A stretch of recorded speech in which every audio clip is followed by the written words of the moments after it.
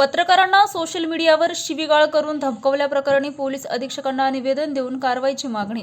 आज दिनांक 5 डिसेंबर रोजी सायंकाळी 6 वाजता पत्रकार बांधव व इंडियन जर्नलिस्ट असोसिएशनचे सर्व पदाधिकारी, जिल्हाध्यक्ष, उपजिल्हाध्यक्ष यांनी अप्पर पोलीस अधीक्षक आयुष नौपाडी यांची भेट घेऊन निवेदन देऊन कारवाईची मागणी केली आहे की 2 दिवसापूर्वी स्वतःला स्वयंघोषित धनगर समाजाचे नेते म्हणून घेणारे दीपक बोराडे यांची एक बातमी काही पत्रकारांनी प्रसारित केली होती। या बातमीमध्ये कृष्णा गायके नामक या तरुणाने प्रसार माध्यमाला प्रतिक्रिया दिली होती व त्यात म्हटले होते की स्वतःला स्वयंघोषित धनगर समाजाचे नेते म्हणून घेणारे दीपक बोराडे यांच्या विरोधात अनेक खुलासे केले होते। ही बातमी प्रसारित झाल्यानंतर दीपक बोराडे यांनी सोशल मीडियाच्या माध्यमातून सूडबुद्धीने शिवीगाळ करत धमकावले आहे व सर्व पत्रकारांबद्दल फेसबुकवर अवमानकारक पोस्ट केली। त्यामुळे फेसबुक पेज असलेल्या दीपक बोराडे समर्थक व दीपक बोराडे यांच्यावर गुन्हा दाखल करावा अशी मागणी करत पत्रकार बांधवांनी पोलीस अधीक्षक व जालना सायबर पोलीस, कदीम जालना पोलीस ठाणे यांना निवेदन दिले आहे व तात्काळ पत्रकार संरक्षण कायद्याअंतर्गत गुन्हा दाखल करण्याची मागणी केली आहे।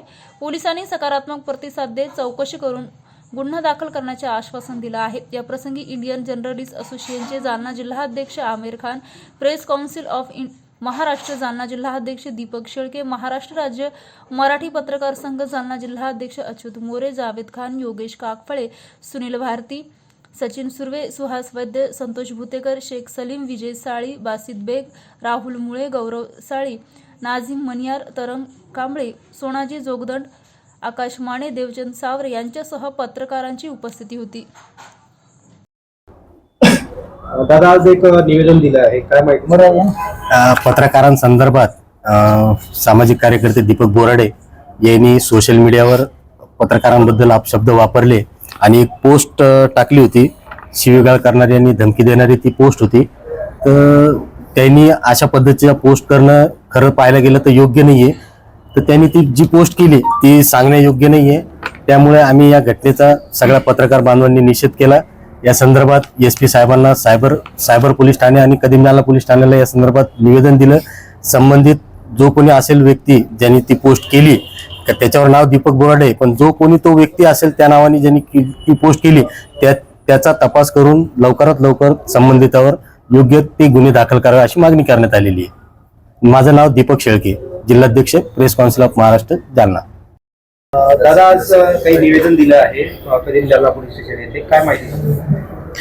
आज सोशल मीडियावरती एक दीपक बोराडे समर्थक या फेसबुक पेजवरून एक आक्षेपार्ह पोस्ट कमेंट करण्यात आलेली आहे पत्रकारांच्या संदर्भात।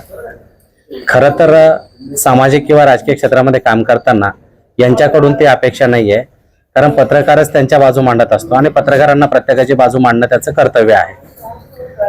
कोण खरं बोलतंय, कोण खोटं बोलतंय हा ज्याचा त्याचा भाग असतो आणि तपासांती त्याचा भाग असतो। परंतु पत्रकाराने जर एखाद्याची बाजू मांडली तर दुसऱ्याने त्याच्यावरती रोष व्यक्त करणं चुकीचं वाटतंय। त्यांनी त्याची बाजू मांडावी, ती पत्रकार त्या पद्धतीने प्रेझेंट करतील, परंतु कायदेशीर बाबी ज्या आहेत त्याचं उल्लंघन करून त्या पेजवरून पत्रकारांची एक बदनामी केलेली आहे, हे निषेधार्थ आहे। त्यामुळे त्या संदर्भात योग्य ती कारवाई झाली पाहिजे अशी आमची भूमिका आहे। त्यामुळं मी सर्वांना विनंती करतो की आपण काम करत असताना सत्य आणि असत्य हे तुम्ही तुमचं ठरवा, परंतु पत्रकारांना त्यामध्ये बळीचा बकरा करू नका, कारण तुमची बाजू आणि त्यांची बाजू दोन्ही बाजू मांडणं हे पत्रकारांचं कर्तव्य आहे आणि त्याला कोणी रोखू शकत नाही। त्यामुळे घडलेली घटना ही निषेधार्थ आहे, त्याचा मी जाहीर निषेध करतो। माझं नाव अच्युत मोरे, महाराष्ट्र राज्य मराठी पत्रकार संघाचा जिल्हाध्यक्ष।